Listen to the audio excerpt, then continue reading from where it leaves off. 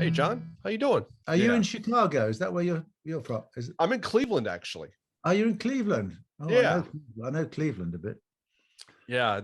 You guys definitely had some good times here in Cleveland, some good shows over the years. We did indeed, and we Rock and Roll Hall of Fame as well, which was a couple of years back, 3 years ago, I think. For sure. Yeah, yeah. What Yeah, was that experience like for you? interesting. Yeah. That was my impression. Like, as a longtime fan, like it unfolded. I guess in a sense, it unfolded in the way that I expected it to, but I also kind of hoped that it would unfold differently. Well, I think I probably agree with you on some of that. It Yeah. was quite tricky to get it right, to be honest. I knew Mark was, he was somewhat reluctant because of the way it was politically handled, and I completely understood that. But I just felt that at least one of us should be there to acknowledge, which is, to me, was a sort of prestigious thing to be offered to the band. And Hmm. no matter what you think about it, it's a recognition of something, fairly important. And I didn't want to let that go, if you like. I wanted to celebrate it in a way as best we could under the circumstances. But it was a little odd having to induct oneself into the Rock and Roll Hall of Fame. I'm not sure whether it had been done before, but I had no idea. Was there ever a discussion that you all, like, understanding that Mark wasn't going to be there? The other weird part of that was that the group's songs weren't played in any form. Was there ever any discussion that that was going to happen, like with like other people that were there? Like, was there a discussion about doing some sort of all-star jam on some of the songs? Well, it didn't really sort of develop into anything. I mean, I would have been very happy to do that, but Yeah. it became a bit of a sort of political football, and I didn't Hmm. really want to sort of kick it around too much. So I just thought, how can we actually retain some sense of uh, calm and civility in the situation without trying to do something? Uh, I mean, I would have loved to have played. I mean, I would have sat down with Alan and done a couple of, couple of verses of Sultans just for the hell of it. But um, it just got very tricky, and I was quite sort of relieved to actually sort of when it was all over, and I went to New York to recover for a couple of days. You said something very important, and that just was like celebrating. And Yeah. I think that's what's cool about it is what you all created as a group, like, deserves to be celebrated. So it's cool that you guys got the recognition from the Rock Hall, Yeah. which ultimately comes in part as well from the fans. I know that there were a lot of fans that were happy to see Dire Straits get that recognition. So it's a good Yes. acknowledgement of everything that you all put down. You all did not make a ton of records, but I feel like you made some really important records. When you go back to these records, they really hold up well. Well, thank you for that. Yes, I think on reflection they probably do. But I think that the most important thing I wanted to acknowledge as well was the fact that this is a two-way flow. The music from the band is one thing, and then the celebration of the music with the people who listen to it is another thing, because you realize as you go through life that music has a really it's a very powerful force in our world, and we I think sometimes we treat it rather lightly, as if it's just something that happens to be there. But there's an awful lot of integrity goes into music, and of all sorts. I mean, not just talking about the kind of music we make, but and so there's so many different genres of music which people uh, listen to, and in a sense it gives. I see it as sort of giving a sort of a certain different sense of reality. You write a song, and it's a bit like doing a painting. You're looking at reality and you're sort of changing it slightly, whether it's completely abstract, which some lyrics are quite difficult to follow, or it's something that has a storyline to it, which gives somebody a different way of looking at the world.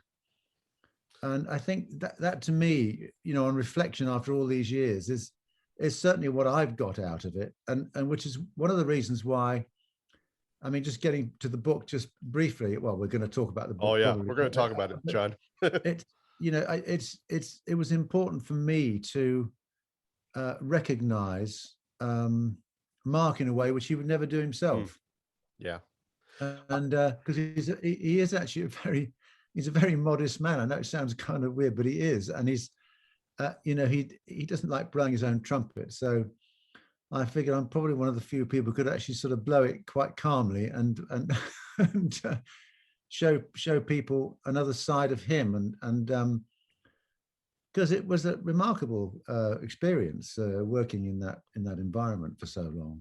Yeah, and I was going to say I really enjoyed this book because I feel like despite this is really interesting to say about Dire Straits or any band, but I feel like the fact that despite you guys having two, we'll just call out two massive hits like Money for Nothing and Walk of Life, the long-term legacy of Dire Straits, now 30 years removed from the release of On Every Street, is Yeah. not overexposed. There's not a constant flood of information out there about the band, and there are large pockets of the group's story that felt like they were untold. So this book, I really appreciate. It feels like it goes a long way in rectifying a lot of that, I think. Yes, it was quite difficult, Matt, actually, to know what to leave in and what to, you know, and what to leave out. I mean, because one could have, you know, the decision making process for me was actually what I was going to, how I was going to deal with it. Some things are obviously very obvious to deal with, but then there were some parts which are obviously quite delicate, and Mhm. out of respect for people, you have to deal with these things in a different kind of way. I didn't want to make it a traditional sort of kiss and tell story with, you know, all the drugs and rock and roll, like, because everybody knows about all that kind of stuff and slight bits of misbehavior now and again. But you know, that's not really the crux of the matter. The crux of the matter is, in a sense, how to survive, how to Yeah. survive the experience of a very successful moment, and which went on. That moment went on for quite a long time. And going back to the records, the way you know, they each one has its own uh, place in a historical place, and they all have their own sort of shape in a way, and that was completely intentional.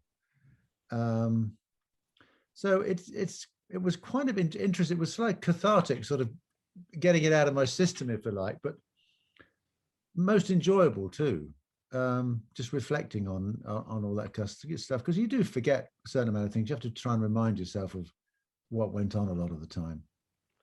I'm going to jump ahead a little bit because Oh man. just when you talked about, really kind of just the rock and roll lifestyle, you kind of alluded to that in a sense. And one of the stories that I love in this book is how you talk about um, running into Sting at Montreux, and uh, he shares that his band has hit him up for more money on the night, so he's like, "I'm going to play without them," and that Yeah. is like such a Sting story. Like, what did that feel like being there in that moment? Because you run into Omar, who had done some playing on the Exactly. Brothers in Arms record, but it's just like, so it would be, and obviously Sting had done his thing as well, so it could just be like a normal great, great to see these guys kind of thing, but it's just like there was that curveball. So what was it like being there in that moment? Well, you can imagine it was quite odd. Yeah, I'm sure. And Omar, you know, as we know, is a extraordinary musician, and and Sting's band was, I have to say, was fantastic. I mean, he had some key people there for quite a long time, and but I think he just I mean, they were obviously being paid pretty well to start off with. Yep. Um, Nobody was, I don't think anybody was underpaid, and I think somebody was just trying to pull something on him, and he just said, well, I can do this on my own, thank you very much. And that was the end of it. It was just that 1 second of decision making. It wasn't kind of like, oh guys, okay, let's negotiate about this. It was like, okay, well, that's fine, I'll do it on my own. As I simple as would. that. Just a very simple statement. He was very Yeah. direct, and I mean, we had a bit of a chuckle about it because obviously we'd been playing with Omar not very long before that. Hmm. But you know, it's funny what what comes in your way on these things, and you forget a lot of it. But that was one I thought that stuck in my mind, because it's always a difficult thing when you're trying to assess what to pay people who are working for you. There's a sort of an element of negotiation that goes on, and obviously there was a point where Mark and I were the sort of the primary force in the band, and we had to employ quite a lot of people. So I mean, it's just a bit of nonsense, really, but I thought it was quite funny at the time. It was a cool anecdote, and there's a lot of those in the book, so I want to make sure I got to that. I talk with music fans a lot about guys like Mark, Eric Johnson, certainly Eric Clapton. There are guitar players that you hear their sound, and it's like that's Mark Knopfler. So from the time that Mark shows up at your flat for the first time, it seems like he had that unique playing style and tone that we all know so well now. I'm curious, how did you process that when you first heard it? Like, could you pick out elements of anything in his playing that kind of took you back to other things you had been listening to? Well, I think so. Yes. I mean, I think there was a rock and roll in there. There was country. There was folk music. There was all sorts of interest. I mean, it was the most interesting thing was the way he was actually playing the guitar without a pick. There's this extraordinary style where he was playing with two fingers and hammering that. I mean, it was just weird. But you're right. I think that, funny enough, his style, I think, developed quite quickly after the first couple of records. And once we got into making movies, then it took another leap, I think. And he was always looking for something different, but with the same personal elements in it. In other words, he would try lots of different amplifiers and guitars and strings and leads and goodness knows, and he's still doing it now. I mean, it would drive me mad if I was still doing it now, but he'll go searching for a guitar lead until it sounds just right, which is it's not obsessive. It's just actually looking for something that satisfies. And his style was unique right from the very beginning. And I remember thinking, well, I've played with a lot of guitar players, but I've not heard anybody play like this. And I immediately, something immediately made me sort of play in a certain way with him, which I wasn't playing like before. I'd played bass guitar with quite a few different bands by this time, and all different sort of types of music and such like. And so we sat down, and I just sort of, I don't know, it was like the jigsaw sort of just went, oh, like that. It was quite weird in a way. Didn't have to think about it too much. It was just something sort of automatic. And I think that's one of the delights about when musicians start playing together. Somehow they make sense quite quickly. If you have to work at it, then you might not make it work. But if it works straight away, you've got the elements of something which can go somewhere. But of course, at that particular point in time, we were just having fun. We weren't thinking about the possible situation that developed. You have no idea about that. All you were doing is playing a few gigs, and Mark was writing a few songs at that time, the odd one here and there. And you have an idea that this is good, especially when Pick joined us, and then the thing just sort of just glued together in a different kind of way. But you don't know. You're just doing it because it's enjoyable. You haven't got some kind of like, okay, we're going to be playing at Madison Square Garden in 2 years' time or 3 years' time or ever. We might make the Marquee Club if we're lucky in Wardour Street, or the Hard Rock Cafe or something. And so it's a kind of, it's a bit magical, really, and it's quite difficult to understand how it works. It doesn't happen very often. That's all I can say. And I figured that when the Police got together, that they probably had that same thing. They suddenly started playing. It just went, oh, like that. Okay, that's what we're doing.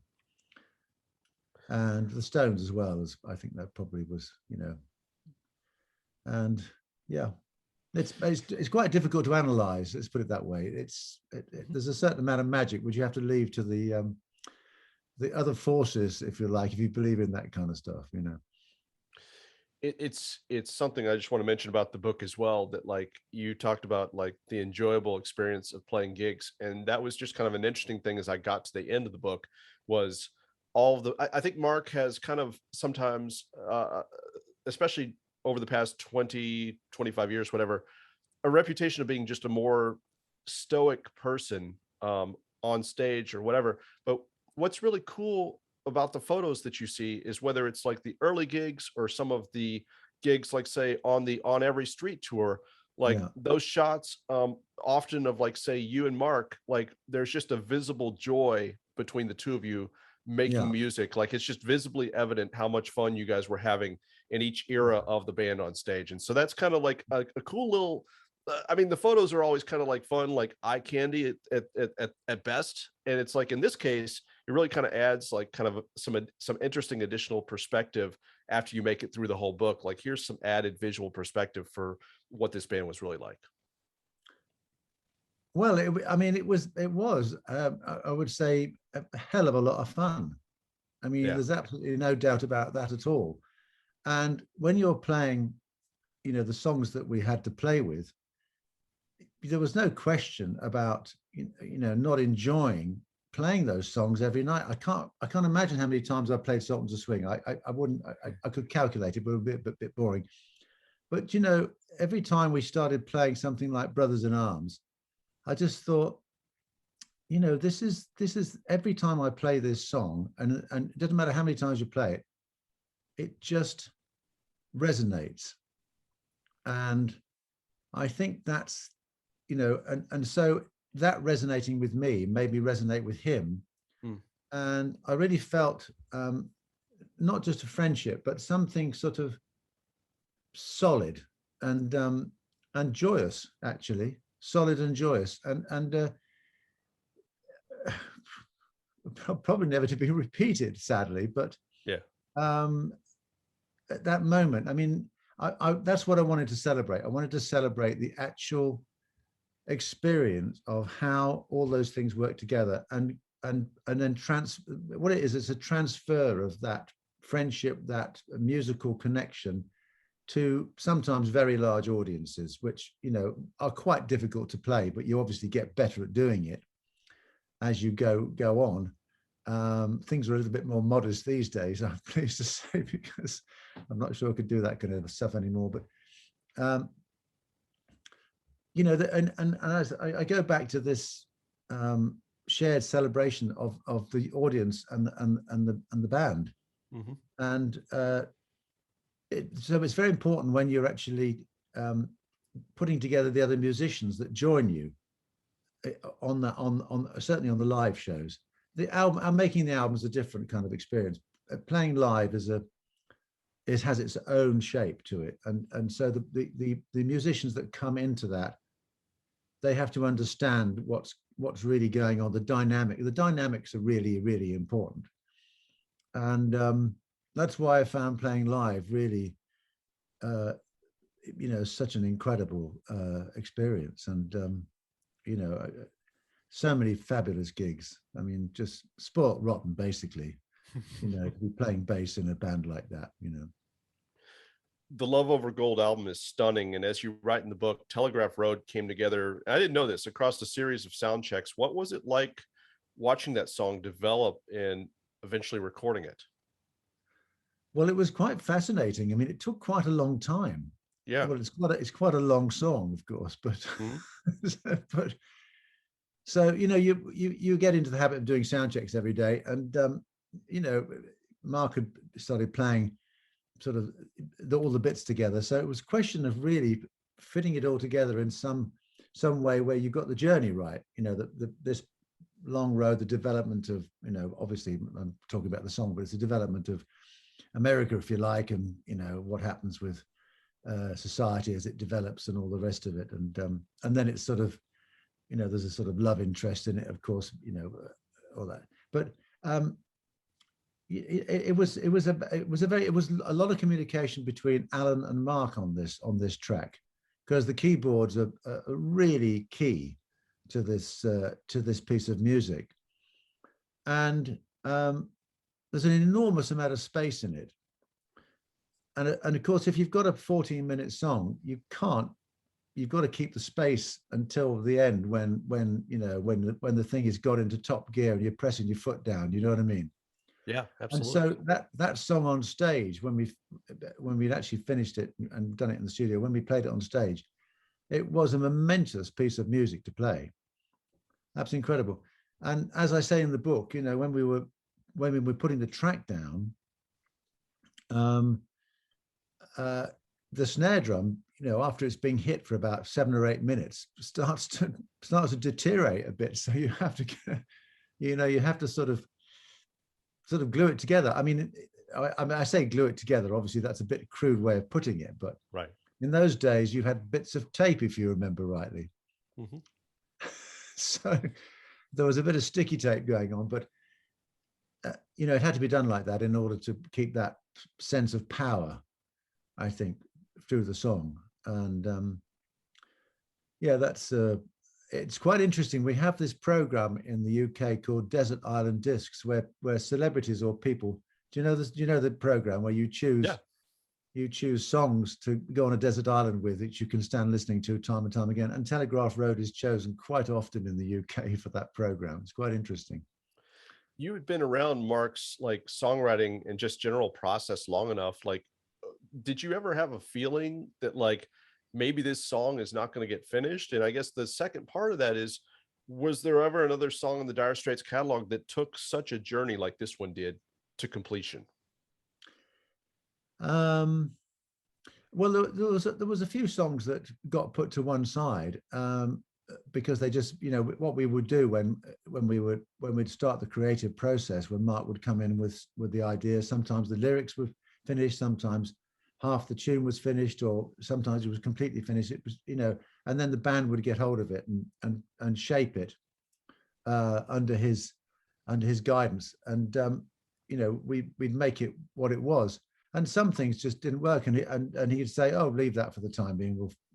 I'll deal with that later or whatever." And just quite, he said, "I've got something else," and then he'd come up with something like "On Every Street" or something, or you know, "When It Comes to You," and you think, "Okay, well that'll do." But so there was never really any shortage of material. Um, but his writing, you know, his writing changed. On Every Street, the writing changed, and there was a few things on there which I could sense that he was going in a different direction. And quite rightly, I mean, he was developing as a writer and as a personality, and I think was getting ready to another part of his you know, his musical world. What was the other part of the question you asked me? Other part of the question was just like, Telegraph Road had such a long process coming Yeah. to fruition. You've been around his process for so long, did it ever feel like he might not finish it? Um, well, as I say, we wouldn't get to finish if it wasn't working properly, if it didn't feel right. Yeah. Yeah. Um, Private Investigations was interesting. I have Hmm. to say that was an interesting track to record because there's so many different ways you could have done that.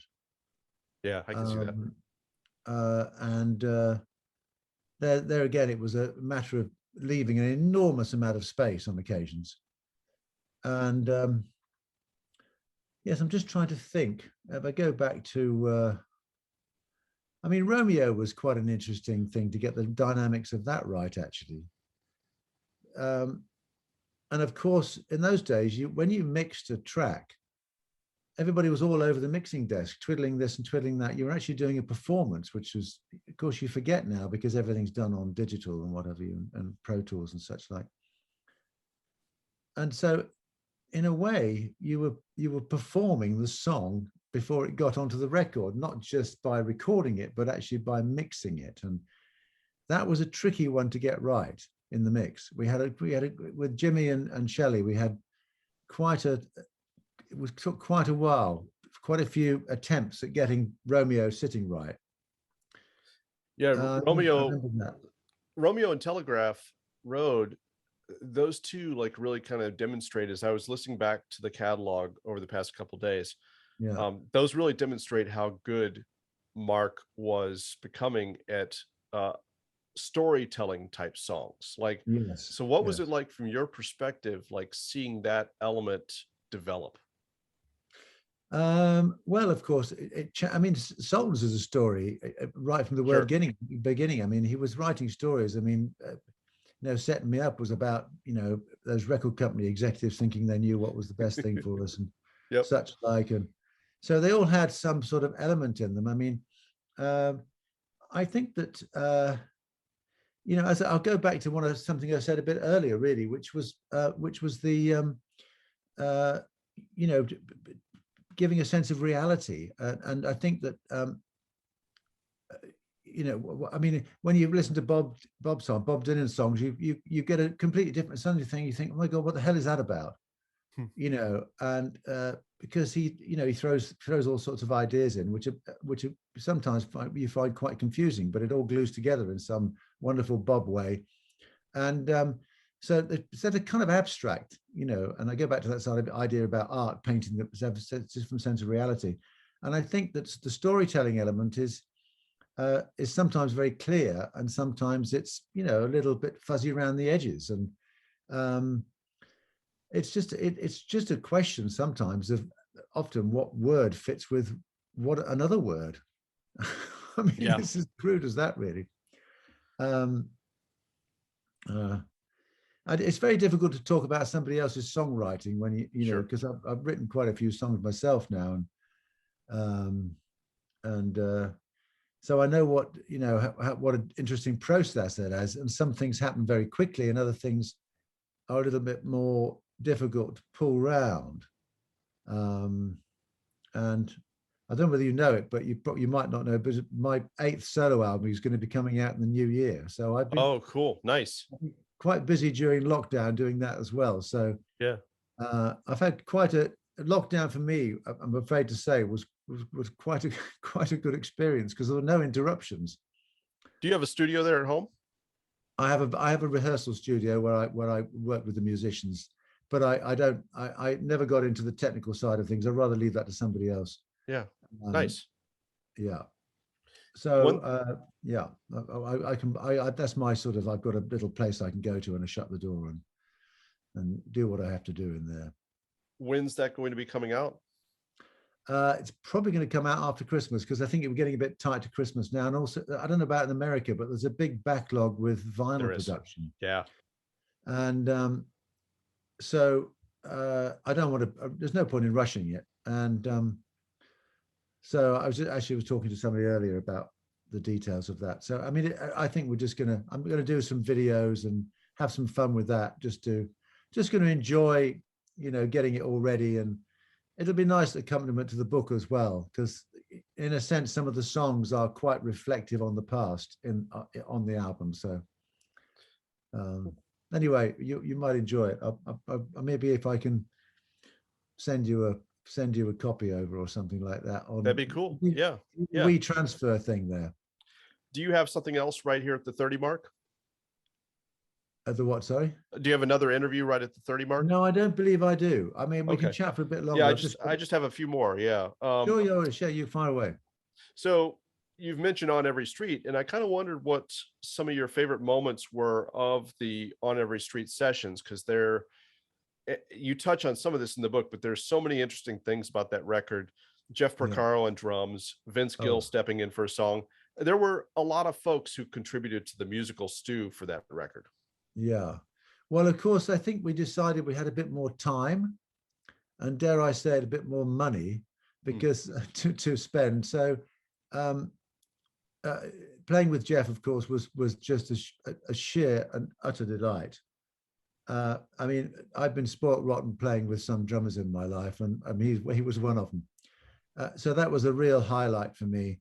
And I think that as things developed, there was a lot more time spent on trying to get some more interesting sort of sounds and textures in the music. So there was a lot of dialogue between Guy Fletcher and Alan Clark with different sounds, and then everybody listening to think, okay, that works here. And so I can tell you, there's a lot of stuff went on the tracks over the period of a few months, and quite a lot was taken off in order to show what we have now as the record. But things like Ballad of New Orleans. Oh my God! I mean, that's just a poof. I mean, that was an animal. That was. I mean, that was a hell of a thing. I think that's a really incredible piece of music. I mean, even though I was playing part of it, I mean, it was just amazing to get that together. That was quite tricky. And I think any other drummer would have probably had a bit of trouble with that. But Jeff kind of just hit it. I mean, he was amazing. I mean, I know everybody knows that, but playing with him was an absolute, moment of pure joy for me. Even though the fact that we knew that Jeff liked a little bit of something to get himself going a little bit, And when just a funny story, because I didn't know this at the time, but Paul Cummins, who was one of our managers, was in the studio with Mark when I think Jeff was doing something on one of the soundtracks, film soundtrack. I can't remember the details, but Mark came into the studio and Jeff had arrived, set his drums up apparently, and Mark won't be telling you this, but Jeff was puffing away on a fairly large, spliff, and Mark walked into the control room and he said, "Jesus Christ, he's getting stoned." And, I don't know. I think I can't remember who was engineering this one at the time, but it just said, don't worry, it'll be fine." And of course, Jeff sat down and Mark went, "Oh, okay, that's okay, got that." So, that was the daily routine in Air Studios in Oxford Street. Jeff would have a little bit of something or other, and we'd sit down and play. And I mean, I don't know, I can't remember, I mentioned this in the book. When the song "When It Comes to You," I was just sort of slightly hesitant with the groove. I hadn't quite got the groove with him. And I'd stopped smoking years ago. And I thought, the only way I'm going to get into the groove with him is by just having a bit of a bit of something. And so I did. And there we went, locked in. I mean, it's not surprising for folks that know his work with Toto and otherwise, but it was a great anecdote you putting in that I believe he knocked out his drum tracks in a week. That's pretty astounding, for any drummer to do that. But some drummers just had that, and he definitely had that. Oh, I mean, just the sound he got as well. And a lot of people don't, when they hear that when he played the top end of the kit, just the little things. I mean, oh my God. Can't say enough about it. But anyway, yeah, it was a wonderful experience. And I think it's always difficult, as everybody knows, following a very, very successful record like Brothers in Arms. I mean, that's quite a task. And I was quite surprised, actually, as I say in the book, that Mark was we sat there and had lunch one day, and he said, "I've got some songs I like the Straits to record." And I went, "Really?" I thought we were done. I thought we were on holiday now. And anyway, so off we went again, and yeah, it was a great experience, I have to say. And I did, even though it was completely and utterly exhausting, that On Every Street tour, mentally, physically, socially, it was a hell of a thing to do. And this is why I also wanted to just mention, because it's not just the band that should get the credit for all this stuff. The amount of people that are involved in a successful rock and roll band, I don't know if people realize it, but it's a lot of people, a lot of serious professional stuff going down, and wonderful creative people you're involved with all the time. It's just amazing, even down to the bloody chefs. I mean, Oh yeah. Yeah, it's a huge organization, and even if it's a smaller touring group that let's say they just play sheds, which is still a pretty big, you're talking 15 to 20 to 25,000, you might have 50 or 75 people in that ultimate organization. It gets, then when you go to stadium level, it gets crazy. Oh, it's crazy. I mean, I had no idea really. I lost count of the amount of crew we had at the end. I really did. I mean, it was, but that's what you need. If you need it, I mean, we went from sticking everything in the back of an old car to, 150 people on the road and 47 trucks and God knows what in the space of 12 years. I mean, but lots of other bands have done that, Queen and Genesis and the Floyd. I mean, everybody's, there's quite a few, the Eagles. I mean, they've all, everybody knows what that's like. This is why I asked Roger and Roger Taylor and Mike Rutherford to sort of read the book, and if they wanted to say anything, if they didn't want to bother, then fine. And they both got it because they knew they knew what it was about. On Every Street has always felt like an underrated record in the Dire Straits catalog. There's, Ticket to Heaven, My Parties. So it's just a really interesting set of songs. I guess one thing that I wondered was kind of the one that seems very Dire Straits, yet at the same time, kind of like the odd man out on that record is Heavy Fuel. So do you recall like where that came up in the process? Like, I can't imagine that the record, first of all, let's go back to what you said.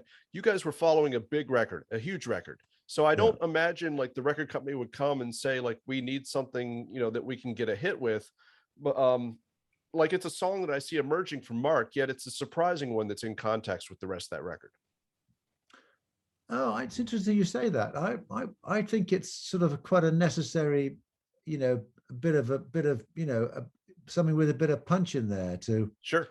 And I think that the balance of things in a record, as you probably you're involved in music, you listen to music all the time like I do, but records that work have a sort of flow to them, and I think to me it was an interesting thing to put in there because it sort of it kicked ass, to use one of your American expressions. I mean, Sure. It really did. And then we made that very funny video with oh God, what's his name? Oh, I knew I was going to forget his name. And it was just a little bit tongue in cheek, to be honest. I think it's based on a Martin Amis book. Interesting. Yeah, and this guy who's built on self-destruction, which of course we've all known people like that. Oh yeah, absolutely. Who can't help themselves. They just take as much stuff as they possibly can and then wonder why they don't feel very well. So final couple bits to wrap with. First of all, we always ask folks that we talk to, did you ever meet Prince? Do you have a good Prince story? No, I never did. I mean, our paths never crossed. I mean, I was completely fascinated with him, though. I thought he was again an extremely unusual person, and he had more talent in his one finger than most people have in their entire bodies. He was an extraordinary individual, and I think they discovered an awful lot of stuff that never came out. I mean, he was producing an awful lot of things that never saw the light of day when he was alive. I don't know what they're doing with it all, but I wish we had actually. I wish we had. I wish our paths or somebody's paths had crossed with him. So, I never got to see him. I mean, I never got to see a lot of bands because we were always working all the time. Sure. Yeah. Yeah. Yeah. You talk about interesting people. Your sax player, Mel Collins, playing sax stark naked after the gigs. Like, did you ever get a sense like what that was about? I have no idea. I have no idea. I think he probably just found being on the road very amusing. So he wanted to make it even more amusing. But there was one moment, I don't know whether I mentioned, I can't remember now, but when he was on a balcony somewhere about 4 stories up and just standing on the bloody parapet. I'm thinking, oh my God, for God's sake, Mel, get off there. He was quite eccentric. He has calmed down a lot. He has calmed down a lot, I'm pleased to say. He's a wonderful, wonderful man, a wonderful player. I mean, I played with him not long ago, and he's got it. He's really fabulous. Yeah. What was your we've favorite? come across some wonderful people in our lives, and we've been very privileged to play with people. What was your favorite thing that you came away with from doing this book? Like, what's the thing that you, I don't know, I guess got out of it or really enjoyed about getting it all down? I think it sort of it put me in my place, if you like. Sometimes when you've been in a big thing like that, I mean, it's a long time ago since we actually physically stopped playing together. Obviously, the band rattles on with all the different things that they do, and so the name rattles on. But I think just some sense of where you fit into things. As sometimes you can lose that. And after the On Every Street tour, I had to escape into something else. And I'm a very keen painter, so I thought that okay, now it's your turn to be your time to be an artist. Well, you can call yourself an artist. Whether anybody else does or not, of course, is another matter. But for me, that was an important thing for me to do, to actually sort of separate myself away. And then I thought, actually, I just need to find, how I feel about the place where I was for such a long time, and what really has affected my entire life in a very big way. And I think that this was, as I said, I use the word cathartic, and getting it all in its right perspective. And I could have dealt with it in a lot of different ways, but I dealt with it I use the word celebration again. It's a celebration to me of a life well lived with amazing people. Well, final bit, and that just is one of the things I enjoyed from the early days of the band was the story that you told about um, the gigs that you guys played with Styx. And so I just would think, I wondered, like, after reading that, did it feel good to hold your own with, a band that you knew was established like they were? Even though the Well, gigs didn't go well? sorry, what's that again? I said, even though the gigs didn't go well overall, in a sense, at least for Styx, like I wondered how that felt on your side. Well, it was a combination of things. I mean, one realized that they had an enormous name in America, and I think that they found it very difficult, obviously, that to come to Europe and not have that kind of recognition that they expected. The sort of people sort of like, okay, this is Styx. Wow, wow, wow. So they had to prove themselves a bit more, and I think they found that quite difficult. I think they found the audiences a bit difficult, certainly in France. Not quite sure why. And we were on the top of our game. We'd done a lot of gigs, so we were pretty together. And I think that they were aware that the songs, we had good songs, and they were the things that were actually getting across to people. And they probably found that a bit difficult. They weren't. I would say they weren't terribly humble, if you like. And I think they just wanted to get their hell back home. I felt that they weren't happy. They weren't happy. But it was an interesting experience, and it also, excuse me, got the hiccups. Sure. It was an interesting experience, and because actually you carry that on into your own life when you are in a situation where you are a big band and people are appreciating what you do, and so you treat other people better than you were treated. Yeah, essentially. I mean, playing with the difference between playing with the Heads, Talking Heads, and the Styx was just chalk and cheese. A different kind of band, different kind of people, and all the rest of it, obviously. But it just shows you that you need to to give people a bit of headroom rather than upset them too much. well, it's phenomenal having this book, John. It really is. This thing Thank you. is so cool. And I know that fans are going to enjoy this in the same way that I did. It really, I listened to these albums a decent amount, but just in the process of getting ready for this, like, it brought additional things out, like, listening back to, like, say, Tunnel of Love, for example, and hearing the organ and the piano that starts that one off, just the interplay between the two, and then realizing, like, that's all Roy Bittan. Like, I'm a big Springsteen fan, I'm a big Dire Straits fan. That was kind of a layer that I'd never uncovered with that song. So there's a lot of that in this book. So congratulations on all of it. Thank you very much. Thank you. It's been a pleasure talking to you.